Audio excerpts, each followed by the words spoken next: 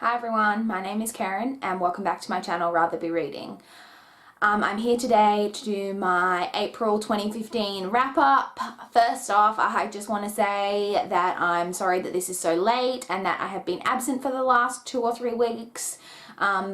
I just have all the usual excuses really. Life just got in the way and I've been super busy and I just have not found the time to film.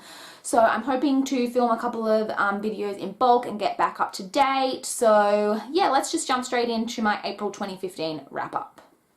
I completed 14 books in April, which I'm really happy with. I will leave links in the description box to my weekly wrap-ups for the first 3 weeks of April, which cover the first 9 books that I read in April. So I'll just be touching on those quickly and then I'll get more into the 5 books that I completed in the last week of April.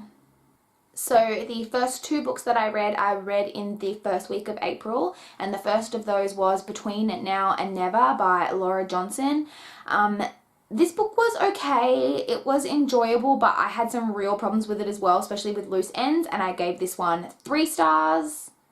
I then completed Allegiant by Veronica Roth, and as was to be expected, I really didn't enjoy this, and I gave it 2 stars. Apologies if the angle just changed, my battery died and so I've had to switch it out, but jumping straight back in, the next 5 books that I read were covered by my April week 2 wrap up, and the first one of those was Rebel Angels by Libba Bray. This is the second book in the Gemma Doyle trilogy and I really enjoyed it and I ended up giving it 4 stars. Following on from that, I completed the 4 collection of the novellas from the Divergent trilogy, and surprisingly I ended up enjoying these novellas quite a bit and I gave this collection 4 stars. I then completed When You Leave by Monica Ropal. This one I actually really quite enjoyed and I ended up giving that one a 4 stars as well. Next I read Sloppy First by Megan McCafferty. This is the first book in the Jessica Darling series and I ended up quite enjoying that one as well and I also gave that one 4 stars. Following on from that, I read The Catalyst by Helena Coggan. This one I enjoyed. I really enjoyed the premise of it, but I did have a few issues with it and I ended up giving it 3.5 stars. The next 2 books that I read were covered by my weekly wrap-up for April week 3, and the first of those was We Were Liars by E. Lockhart. This was okay. I had some problems with it, but I did enjoy it, and so I gave this 3 to 3.5 stars. I then read Three to Get Deadly by Janet Evanovich. This is the 3rd book in the Stephanie Plum series, and this one was alright. It was enjoyable, but it was probably my least favourite of the series so far, and I ended up giving it 3 stars. So the first book that I read in the final week of April was What She Left by T.R. Richmond. This was a book that I got approved for on NetGalley, so thank you to Penguin UK for approving me to read this one. So this story is about a woman who has died by drowning, and you're not really sure whether she was murdered, whether it was an accident, or whether she perhaps committed suicide. And I really enjoyed the way this story was told. It's told through all like emails, blog posts, Twitter conversations, playlists, just all kind of things like that. And I did really enjoy that. I found it quite unique and I did enjoy it. However, I did find that it kind of jumped around in time a lot, and I did find that a little bit confusing and that it kind of took me out of the story. There was also a character in this that I really didn't like, and while I don't think you were supposed to necessarily like him, I did find the portions of the story kind of told from his perspective to be quite hard to get through. So I just kind of think this just wasn't really the book for me, and I ended up giving this one 3 stars. So the second book I finished in the last week of April was Horns by Joe Hill. This is a story about a young guy whose girlfriend has been brutally raped and murdered, and everyone thinks that he did it.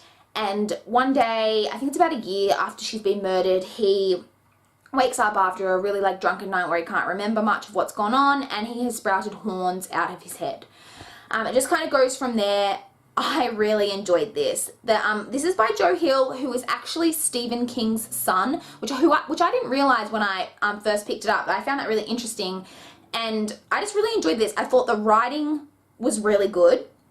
I liked that there's like kind of a plot point that you find out early on, but that doesn't detract from the storyline at all. It's really good. Also, like the villain in this, I absolutely despised. I just really, really enjoyed this. I thought it was really well done and a really enjoyable read, and I ended up giving this 4.5 stars.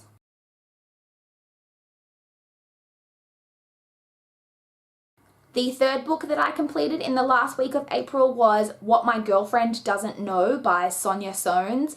This is the sequel to What My Mother Doesn't Know, and this is a story that is told in verse. This was okay. It was still like an enjoyable quick read, but I didn't enjoy it as much as I did the first one in the series. And yeah, I just ended up giving this 3 stars. The second last book I completed in April was All That's Left by Ward Anderson. This is another book that I was approved for on NetGalley, so thank you to Kensington Books for approving me for this one. This is the story of Stephen, who is an identical twin to Scott, but Scott has just passed away from a fatal aneurysm, and Stephen is flying to Singapore, where Scott lived, to kind of deal with, you know, the aftermath of Scott's death. This was okay. I didn't really enjoy it that much. I didn't feel invested in the story or connected to any of the characters. A lot of the story just kind of felt like I was waiting for the story to get going and that not much was happening. This book does have some really diverse like relationships and characters though, so that's really great, and I ended up giving this one 3 stars as well. The final book I completed in April was The Here and Now by Anne Brashares. Anne Brashares is the author of the Sisterhood of the Travelling Pants series, for those of you who have read that. This is a young adult kind of sci-fi-y contemporary story. I'm going to just quickly read you the very short thing that it says on the back because I don't feel like I can accurately explain what this is about, and I think this does it really well. Follow the rules, remember what happened, never fall in love. The world I come from is in ruins, but if we don't follow the rules, everything that matters will be gone. Friends, family, dreams, love. Ethan can never know my secret, that I'm not from another place, I'm from another time. So, yeah, I really enjoyed this. I gave it 4 stars. The premise of the book is really great. I enjoyed it a lot. I was hooked in straight away. The story got going really quickly and I was enjoying it right from the start. I really enjoyed the relationship in this story. I was like shipping the 2 main characters like really hard, and I did see a couple of people in reviews described this as insta-lovey, which I just do not understand at all, because the 2 main characters in this book have known each other for I think a couple of years before this story even gets going, so I'm not really sure how that's insta-lovey, but I really enjoyed the relationship in this. It didn't feel info dumpy at all. The kind of little bits that you get about the future and stuff kind of like came, I thought, like when they were needed, and it wasn't just kind of all dumped on you so that you didn't understand what was happening. I thought that was quite well done. So yeah, I really enjoyed this and I gave it 4 stars. So that's everything that I read in April. I am hoping to get my weekly wrap-ups for the first 2 weeks of May out really soon. But yeah, that's all I've got for you today. Bye guys!